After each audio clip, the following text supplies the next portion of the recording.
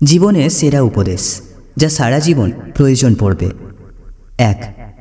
টাকা রোজগারের পিছনে দৌড়াবেন, দেখবেন দুনিয়া আপনার পিছনে ছুটছে। 2.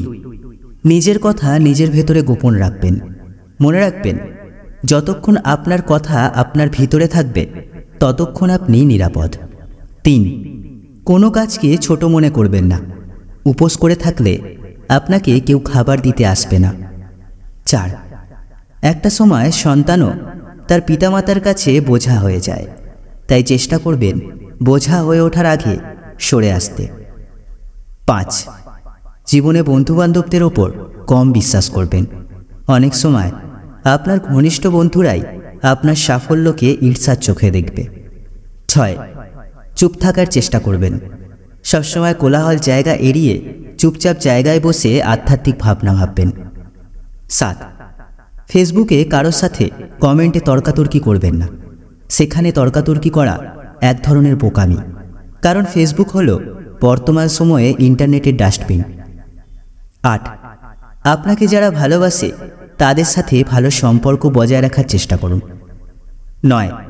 মাঝে মাঝে শত্রুর সাথেও সুসম্পর্ক রাখার চেষ্টা করুন, কারণ এই দুনিয়ায় কায়দা করে বেঁচে থাকতে হয়। 10. বই পড়ার অভ্যাস করবেন, কারণ আপনার আত্মার পরিপূর্ণতার জন্য জ্ঞান আবশ্যক। কিছু মানুষের কাছে কখনোই ভালো হওয়া যায় না, নিজের রক্ত দিলেও বলবে রক্তে নুন কম ছিল। কেউ যদি আমার খারাপ চায় তবে সেটা তার কর্ম, আমি কারো খারাপ চাইব না, এটা আমার ধর্ম। জীবনে কষ্ট পাওয়া খুব দরকার, কষ্ট পেলেই মানুষ নিজেকে বদলে ফেলতে পারে। আপনি হয়তো আপনার জীবনকে ঘৃণা করছেন যা চেয়েছেন তা না পাওয়ার জন্য, অথচ এমন কেউ আছে যে আপনার মতো জীবন পাওয়ার জন্য কামনা করে। সৎ এবং মহৎ লোকেদের সমালোচনা করা খুবই সহজ, কিন্তু তাদের মতো হওয়াটা অনেক কঠিন। পাওয়ার পর যদি মর্যাদাই দিতে না পারো তাহলে হারিয়ে যাওয়ার পর কেঁদো না। কারো চেহারা দেখে সিদ্ধান্ত নেওয়াটা পৃথিবীর সবচেয়ে বড় বোকামি। বুদ্ধিমান তারাই যারা সবসময় মনটা দেখে সিদ্ধান্ত নেয়। যদি কেউ কোনো দিন তোমায় ছোট করতে চায় তবে ভেবে নিও তুমি তাদের চেয়ে অনেক উপরে আছো। চোখের জল দিয়ে কাউকে বেঁধে রাখা যায় না, যে সত্যিকারের ভালোবাসে সে কখনো চোখে জল আসতে দেবে না। চিন্তা করো না, কেউ বিনা কারণে তোমাকে ঘৃণা করলে একদিন বিনা কারণেই তোমার ভাগ্যে ভালোবাসাটাও জুটবে। অতিরিক্ত বিশ্বাস আর অতিরিক্ত অবিশ্বাস দুটোই মানুষকে বিপদের দিকে নিয়ে যায়। মানুষ যখন বুঝে যাবে তুমি তাকে ছাড়া থাকতে পারবে না, সে ঠিক তখনই তোমাকে ছেড়ে চলে যাবে। ছোটবেলায় ব্যথা লাগলে মায়ের সেই আস্তে আস্তে ফোঁ দিয়ে বলা এখনই সব ঠিক হয়ে যাবে। পৃথিবীর কোনো কোম্পানি আজ অবধি এই মলম তৈরি করতে পারেনি। ওরা দেখে না তুমি ওদের জন্য কি করেছ, ওরা শুধু এটাই দেখে তুমি ওদের জন্য কি করনি।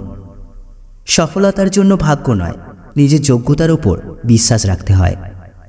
আমেরিকার প্রাক্তন রাষ্ট্রপতি বারাক ওবামা বর্তমানে একটি প্রাইভেট কোম্পানিতে জব করে, আর আমাদের দেশে কেউ একবার এমপি, এমএলএ বা প্রধান হয়ে গেলে তার 10 পুরুষ বসে বসে খায়। মানুষের সাথে কম কথা বলুন, দেখবেন জীবনের অর্ধেক অশান্তি কমে গেছে। সত্য বলার কারণে যদি তোমার চারপাশের প্রিয়জন সরে দাঁড়ায় তবে মনে রেখো তুমি এতদিন আবর্জনাগুলোকে আঁকড়ে ধরে রেখেছিলে। আমাদের জন্মানোর পর মা বাবা তো আমাদের অনাথ আশ্রমে পাঠায় না, তবে বড় হয়ে আমরা কেন তাদের বৃদ্ধাশ্রমে পাঠাই? প্রতিটা মানুষ তার কর্মের ফল পাবে, কিছুটা ইহকালে কিছুটা পরকালে।